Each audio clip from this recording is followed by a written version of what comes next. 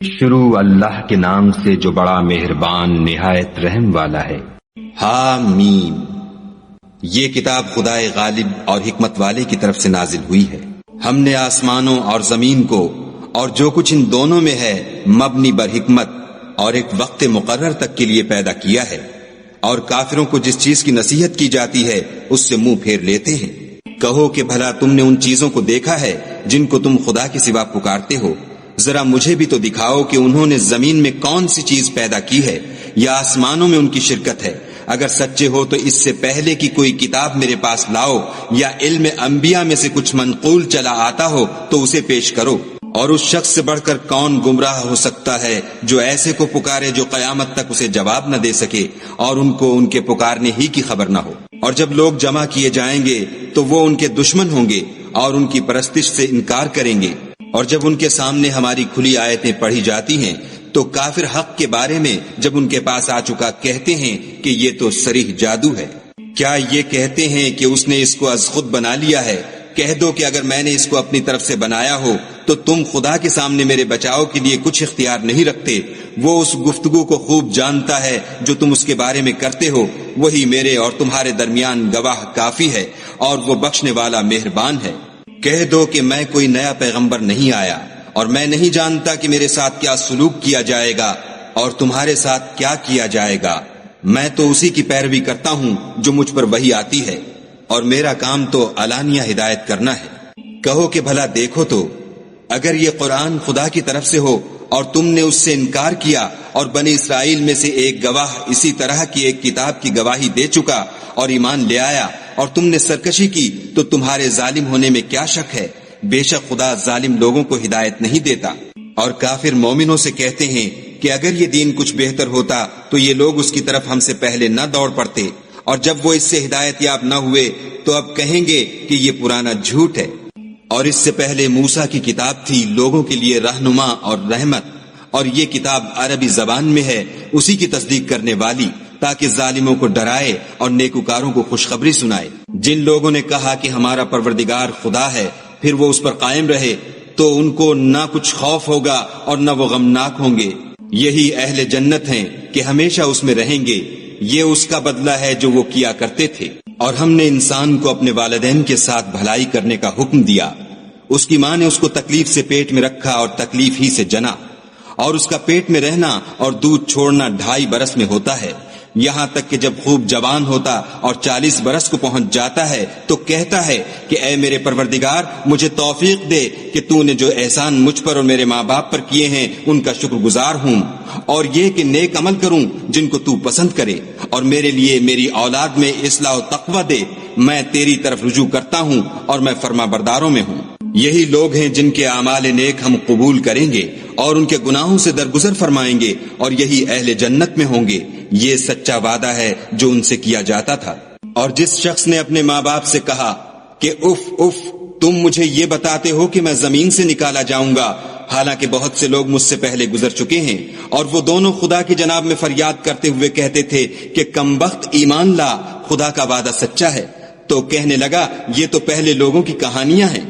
یہی وہ لوگ ہیں جن کے بارے میں جنوں اور انسانوں کی دوسری امتوں میں سے جو ان سے پہلے گزر چکی عذاب کا وعدہ تحقیق ہو گیا، بے شک وہ نقصان اٹھانے والے تھے۔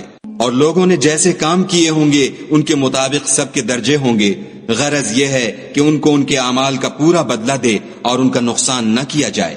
اور جس دن کافر دوزخ کے سامنے کیے جائیں گے تو کہا جائے گا کہ تم اپنی دنیا کی زندگی میں لذتیں حاصل کر چکے اور ان سے متمتع ہو چکے، سو آج تم کو ذلت کا عذاب ہے۔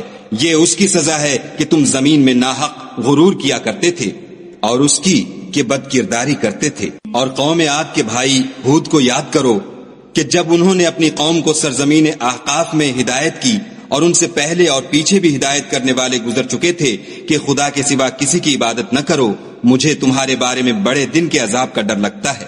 کہنے لگے کیا تم ہمارے پاس اس لیے آئے ہو کہ ہم کو ہمارے معبودوں سے پھیر دو؟ اگر سچے ہو تو جس چیز سے ہمیں ڈراتے ہو اسے ہم پر لے آؤ۔ انہوں نے کہا کہ اس کا علم تو خدا ہی کو ہے، اور میں تو جو احکام دے کر بھیجا گیا ہوں وہ تمہیں پہنچا رہا ہوں، لیکن میں دیکھتا ہوں کہ تم لوگ نادانی میں پھنس رہے ہو۔ پھر جب انہوں نے اس عذاب کو دیکھا کہ بادل کی صورت میں ان کے میدانوں کی طرف آ رہا ہے تو کہنے لگے یہ تو بادل ہے جو ہم پر برس کر رہے گا، نہیں بلکہ یہ وہ چیز ہے جس کے لیے تم جلدی کرتے تھے، یعنی آندھی جس میں درد دینے والا عذاب بھرا ہوا ہے۔ ہر چیز کو اپنے پروردگار کے حکم سے تباہ کیے دیتی ہے، تو وہ ایسے ہو گئے کہ ان کے گھروں کے سوا کچھ نظر ہی نہیں آتا تھا۔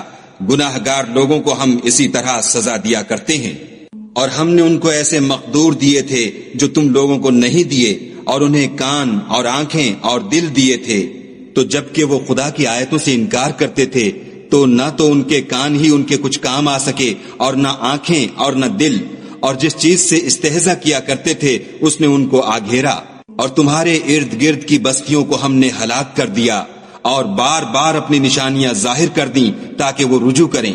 تو جن کو ان لوگوں نے تقرب خدا کے لیے خدا کے سوا معبود بنایا تھا، انہوں نے ان کی کیوں مدد نہ کی، بلکہ وہ ان کے سامنے سے گم ہو گئے، اور یہ ان کا جھوٹ تھا اور یہی وہ افترا کیا کرتے تھے۔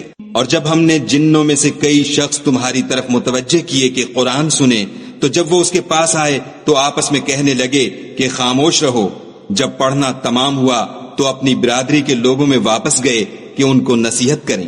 کہنے لگے کہ اے قوم، ہم نے ایک کتاب سنی ہے جو موسیٰ کے بعد نازل ہوئی ہے، جو کتابیں اس سے پہلے نازل ہوئی ہیں ان کی تصدیق کرتی ہے اور سچا دین اور سیدھا رستہ بتاتی ہے۔